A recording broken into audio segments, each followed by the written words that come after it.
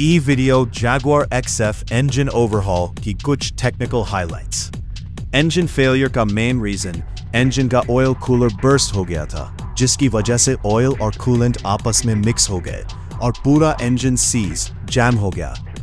Disassembly and injector issues, engine और transmission को गाड़ी से निकाल कर अलग किया गया। जैगवार डीजल इंजन्स में एक बहुत कॉमन प्रॉब्लम होती है कि फ्यूल इंजेक्टर्स कार्बन की वजह से फंस लॉक जाते हैं। इस इंजन में भी एक इंजेक्टर बुरी तरह फंस गया था, जिसे एंड में तोड़कर ही निकालना पड़ा। डीप क्लीनिंग और स्लज रिमूवल, ऑयल और कूलेंट मिक्स होने की वजह से इंजन ब्लॉक, पिस्टन्स और बेयरिंग्स के पास थिक स्लज गाढ़ा कचरा जमा हो गया था। रीबिल्ड से पहले इंजन ब्लॉक को डीपली क्लीन किया गया और खराब हो चुके इंजन बेयरिंग्स रिप्लेस किए गए। पिस्टन एंड ब्लॉक असेंबली, साफ किए हुए इंजन ब्लॉक में पिस्टन्स डाले गए और असेंबली शुरू की गई। इसमें क्रैंकशाफ्ट और बाकी इंटरनल कंपोनेंट्स को